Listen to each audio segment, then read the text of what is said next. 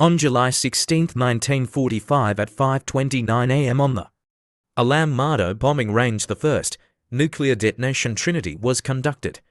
We were led to believe we were testing out the first nuclear weapon so it could be used against our enemies, a man who worked closely with the scientists at Los Alamos and requested to go by the name of WB claims there was something far more sinister the government was trying to destroy in the blast on the Alamogordo Range was a hangar they rightly named Hangar DCL XVI because of what was being kept inside. This is a story WB told his family shortly before he died in .1989. As you know, I was an assistant to one of the main scientists who I shall not name but will call KG at Los Alamos the entire time during the Manhattan Project. What you don't know is the real reason we tested the bomb specifically on the Alamogordo Range. Sure, we'd already planned on building the bomb, but it's what happened in early spring of 1945 that made us drastically change and accelerate our plans. I'll never forget the day we found out about it. It was early morning on March 5, 1945. I was sitting in the office transcribing for Kilogram when in barged one of the men Hart, who Kilogram had sent out a few days before with two other men to scout for possible locations to test detonate the bomb. We expected them to be gone for at least a week, checking several different areas, so this caught us off guard. Come quick, sir, something's happened to Jones and Miller, he shouted. Welcome to Dark Rot Legends ...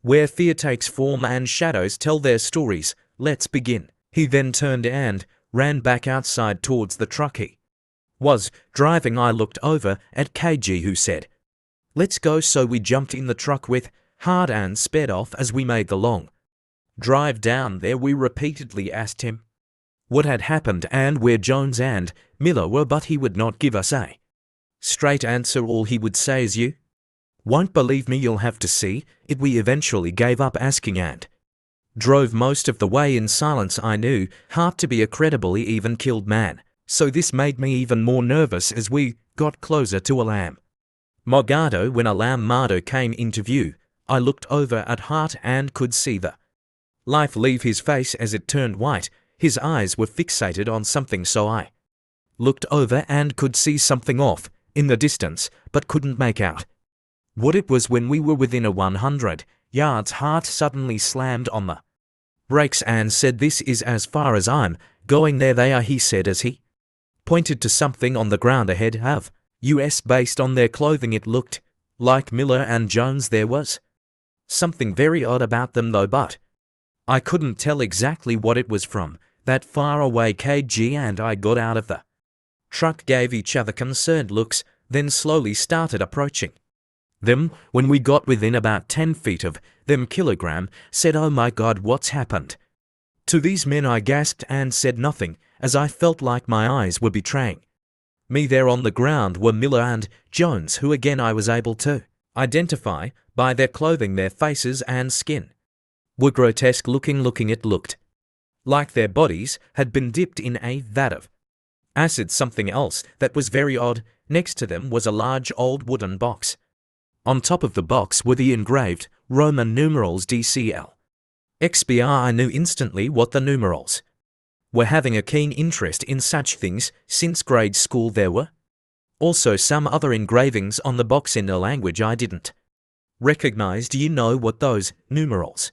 I said, but was quickly cut off by Kilogram, who said, "Yes, I know, but I don't know what the other engravings on the box mean." I looked back at Hart, who was still sitting in the truck, refusing to even get out. "What happened to these men?" I asked. "I have no idea. Something beyond us. Something unexplainable. I'm going back to Los Alamos to get help and supplies to quarantine off this area. I want you to remain here. Let no one near it and touch nothing until I return." He said, "Yes, sir," was all I said as I backed further away from the men and the box. KG then turned and walked back to the truck. As I followed, I wanted to tell him no, I didn't want to wait there, but I knew refusing an order would cost me dearly. "What happened here?" Hart asked Kilogram.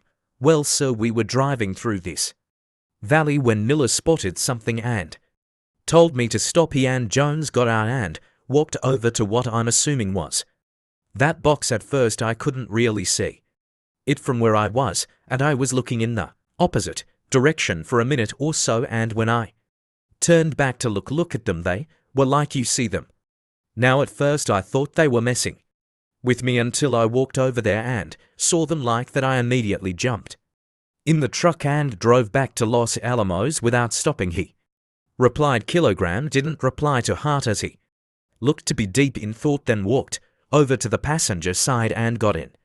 Before they took off, he stuck his head out the window and said, "No one near it, and keep your distance." As well I nodded my head but thought to myself he didn't need to tell me to stay away. I then walked a ways in the opposite direction and sat down on a large rock, never taking my eyes off the bodies. Waiting for them to return was the longest time of my life, and up to that point was the most scared I'd ever been. I almost cried when I saw the sets of headlights approaching from across the valley floor early that following morning. When they pulled up, I was surprised to see just how many soldiers and trucks filled with equipment and supplies Kilogram had brought back. It felt to me like he knew what was going on and was prepared for it. He immediately came up to me and asked, "Anything happened while I was gone?" "No, sir, nothing," I replied. "Good," was all he said. He then called everyone to form a circle as he instructed them on what they were going to be building, and under no circumstances were they to touch the bodies of Miller and Jones, and especially not the wooden box. I followed Kilogram around that night as he supervised and explained to the soldiers they would be constructing a hangar over the bodies in the box. He said it needed to be assembled within 96 hours and they'd be working around the clock. We set up a makeshift camp and spent the next 4 days supervising the construction of what we eventually named Hangar DCL XVI. Since Kilogram and I were there from the beginning, we were involved in every aspect of Hangar DCL XVI. Once the hangar was completed, Kilogram and I remained along with 4 soldiers. The rest were sent back to Los Alamos. The first day we started studying the bodies in the box, I remembered being deathly afraid. I stood back and watched as KG would get extremely close but would never touch them or the box. He took samples of the bodies using only instruments to see if we could rule out potential causes of death, hoping to eventually determine what actually killed them. One extremely odd thing that was occurring was the bodies never started smelling or decaying. It was if they were frozen. We took pictures of everything, including the wooden box, and sent them back to Los Alamos to see if we could translate the language on the box. Days went by before we got word they found someone who could translate it. A few days later, a man in his 60s who had been blindfolded showed up at the hangar accompanied by a soldier. When we brought him inside and showed him the box and bodies, he looked as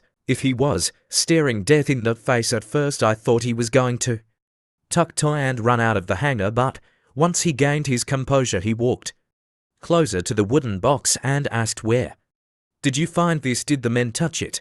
These men, along with another man, were driving along when one of the men you see there spotted the box and they both went over to it. The man who stayed in the truck turned away for a minute, and when he looked back, this is what happened. He didn't see them touch it, but he assumed they did. I responded, "This box is very old and the language on it is Sumerian. It's one of the oldest languages in the world," said the man. "What does it say?" asked Kilogram. The man continued inspecting the box, then looked at KG and said, "The photographs I was allowed to see didn't have these other writings, but they say he who is worthy and possesses the box shall rule in hell. Once 5 something are taken, the ruler will be given their throne in hell and on earth." Some of these other words I've never seen before, replied the man. When I heard that, part of me didn't want to believe it, but after what I'd seen, I couldn't deny it might be true. There's something else on here I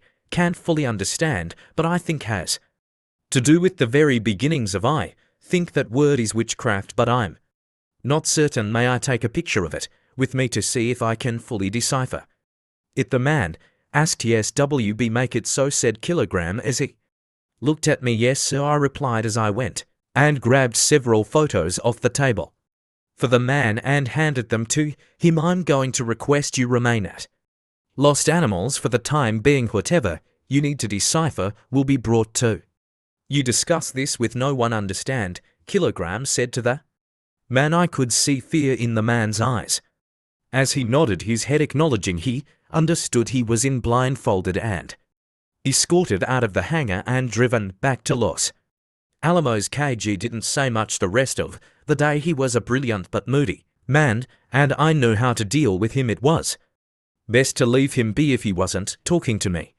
First we'd go back to Los Alamos for a few days, then we'd come back and spend a few days studying the bodies in the box. In the time we hadn't come up with any clear conclusions as to what happened to them or why the bodies weren't decaying. Kilogram was sharing all of the detailed notes I took to one of the higher-ups back at Los Alamos, but he would never tell me who. I had an idea of who it was, though. It was the evening of April 4th.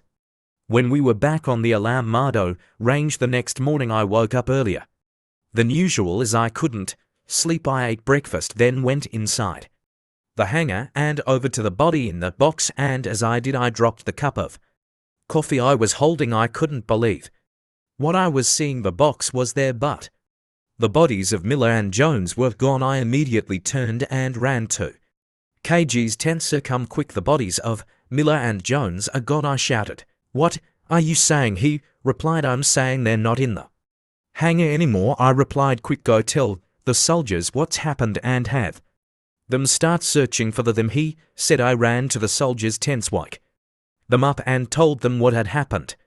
They quickly got dressed and started searching our camp. It came up with nothing, being in the desert. We could see quite far, but we saw nothing as we scanned the area except for the old McDonald ranch house off in the distance. The soldiers started fanning out, and it didn't take long before one of them yelled out, "Hey, I got something over here." We ran over to his position and could see a set of footprints going in the direction of the McDonald ranch and another set heading towards the mountains. We decided to split up into two groups, with me going to the ranch house while the other two soldiers and Kilogram went to the mountains. I admit I always used my brain more than my body, so I was afraid to go, but kept that to myself. As I sat there in the truck heading towards the house, I wondered what was going on. How could these men be up and walking? If that was the case, I wanted nothing more than to leave that place and go back to my home to see my family.